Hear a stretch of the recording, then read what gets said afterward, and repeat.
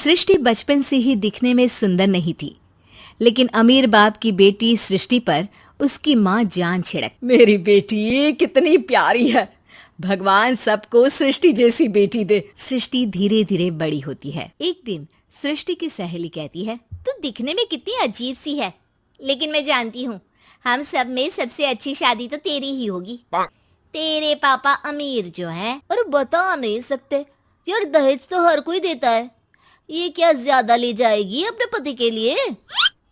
अरे बड़े शहर में कोठी है इसके पापा की। अरे पापा की है ना, कौन सी इसकी है? इसकी होती तब तो कोई भी लड़का इससे शादी कर लेता। अरे पापा की मतलब पापा की है तो मेरी ही है ना? किसने कहा? अब तेरी तो तब होगी ना जब तेरा भाई ना हो। वैसे भी शादी के बाद सारी प्रॉपर्टी भाई के नाम होती है। सृष्टि समझ जाती है कि उसे किसी भी हालत में माँ बाप की सारी प्रॉपर्टी को अपने नाम करना है, लेकिन कैसे? एक दिन सृष्टि का भाई शीनू कहता है, बहन क्या कर रही है? तुझसे एक बात करनी है। अरे हाँ करना, मैं तो तेरी बहन हूँ। बहन मेरी लाइफ में ना एक लड़की है, बहुत अच्छी है। मैं सोच रहा हूँ माँ और पापा से बात करूँ शादी के लिए। सृष्टि को समझ में आ जाता है कि भाई की शादी होते ही भाभी उसे एक दिन भी घर में बर्दाश्त नहीं करेगी। क्या बात है भाई, बताना कौन है वो? यार वो बहुत अच्छी लड़की है, पढ़ी लिखी है, मेरे साथ जॉब भी करती है। बस एक प्रॉब्लम है। प्रॉब्लम? क्या प्रॉब्लम है भाई? यार वो शादीशुदा है, लेकिन उसके पति ने उसे सिर्फ इसलिए छोड़ दिया क्योंकि उसके माँ बाप दहेज नहीं दे पाए। सृष्टि ये सुनकर न जाने क्यों खुश हो जाती है। अरे भाई तो क्या हुआ, लड़की तुझे तो पसंद है ना? शीनू को लगता है कि बहन उसे समझ रही है। वो इस बात से अनजान होता है कि उसकी बहन की मंशा पूरा घर हड़पने की है। सृष्टि अपनी माँ से कहती है, मम्मी मुझे तो बहुत चिंता है, पता है शीनू क्या कर रहा है? अरे क्या कर रहा है, वो तो काम पर जाता है और वापस घर आता है। नहीं ना माँ, वो यही तो नहीं कर रहा, बाकी सब कर रहा है। आपको पता है उससे प्यार है, और वो भी एक शादीशुदा लड़की से। ये क्या हो गया, मैं सोसाइटी में क्या मुंह दिखाऊंगी? अरे तेरे पापा तो यही कहेंगे कि मैंने ही उसे बिगाड़ दिया है। माँ देखो, मेरी बात मानो, पापा पर भी विश्वास करने की जरूरत नहीं है। अब आप ही बताओ, पापा इतनी देर घर के बाहर रहते हैं क्यों? बोलो। अरे बेटा वो तो नौकरी करते हैं ना। तू बहुत भोली है माँ, पापा का ऑफिस तो 7 बजे खत्म हो जाता है, लेकिन देखो कितनी देर से आते हैं।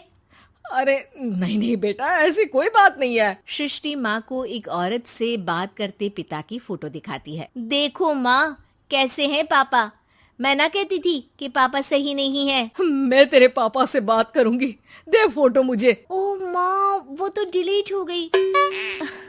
लेकिन चल, तूने तो देख लिया ना, पापा से बाद में बात कर लेना, और हाँ मेरा नाम बिल्कुल मत लेना। हाँ माँ। अब क्या था, सृष्टि के माँ और पिता के बीच झगड़ा होना शुरू हो जाता है।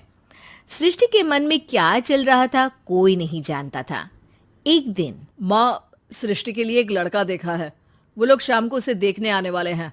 और हाँ माँ, एक खुशखबरी, मैं और पापा मिलकर एक नया बिजनेस ट्राई कर रहे हैं। शाम को लड़का आता है, सांवले रंग का। सृष्टि को तो बिल्कुल भी पसंद नहीं आता। लड़की की माँ कहती है, लड़की का चेहरा तो कोई खास नहीं, लेकिन अगर मेरे बेटे को आप लोग सेटल कर दें तो मैं उसकी शादी आपकी बेटी से करवा दूं। सृष्टि को लड़का बिल्कुल पसंद नहीं था। उसे भाई पर गुस्सा आ जाता है। लड़के वालों के जाने के बाद कहती है, माँ देखा शीनू मेरे लिए कैसा लड़का लेकर आया, न दिखाने लायक न सुनने लायक, सेटल भी नहीं, वो भी हम करे। अरे माँ मैं जानती हूँ ये मेरी शादी किसी भी घर में क्यों करवाना चाहता है। अरे कैसी बात कर रही है बहन, तूने तो देखा ना, लड़के को मैंने ही मना कर दिया तुझसे शादी के लिए। जिसने लड़का बताया था उसने उसकी बहुत तारीफ की थी। बात आई गई हो जाती है, लेकिन सृष्टि का मन शांत नहीं होता। क्या करूं कुछ समझ में नहीं आ रहा। मेरी शादी हो गई तो ये लोग पूरी प्रॉपर्टी शीनू के नाम कर देंगे, मेरे हाथ तो कुछ लगेगा ही नहीं। तभी सृष्टि को आइडिया आता है। वो किसी वकील को फोन करती है। जी देखिए, अगर आपके मम्मी पापा का तलाक हो जाता है तो आपके पिता की आधी प्रॉपर्टी आपकी माँ के नाम हो जाएगी, फिर उसे वो किसी को भी दे सकती है। सृष्टि अब माँ को बेटे के खिलाफ भरती है। माँ, शीनू पर नजर रखा करो, वो जिस लड़की के प्यार में है ना वो शादीशुदा है। यहाँ आएगी, सारा पैसा, रुपया, जमीन, जायदाद सब हड़प लेगी। पापा का भी हाल तुमसे छुपा नहीं है। ऐसा ना हो कि मैं और आप एक दिन सड़क पर भीख मांगे। हे भगवान, मैं तो जीते जी मर जाऊंगी अगर ऐसा हो गया तो। ऐसा हो गया नहीं माँ, ऐसा ही होगा। अभी समय है, आगे का सोच लो। मैं तो कहती हूँ पापा से आधी प्रॉपर्टी लेकर अलग हो जाओ।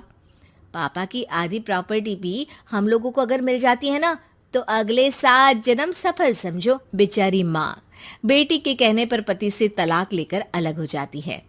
सृष्टि अब पैसों से गाड़ी और अपने दूसरे महंगे शौक पूरे करने लगी। उसके दोस्त भी उसके पैसे इस्तेमाल करते। सृष्टि, कल तुम कहाँ थी? मैं सारा दिन घर पर अकेली थी। तो मैं क्या करूं? मैंने ठेका तो नहीं लिया है ना तुम्हें संभालने का। माँ को सृष्टि से ये उम्मीद नहीं थी। वो बैठकर रोने लगती है। वहीं उसका पति यानी कि सृष्टि के पिता आ जाते हैं। मैं जानता था कि तुम्हारा यही हाल होगा, तो आपने मुझे रोका क्यों नहीं? मैं रोकता तो तुम रुकती क्या? सृष्टि के कहने पर तुमने मुझ पर अपने बेटे पर शक किया, लेकिन तुम ये भूल गई कि कैसे हम दोनों ने मिलकर जीवन में इतना सब खड़ा किया। माँ पति के गले लग जाती है। मुझे माफ कर दीजिए, मैंने आपकी कमाई का एक बड़ा हिस्सा गवा दिया।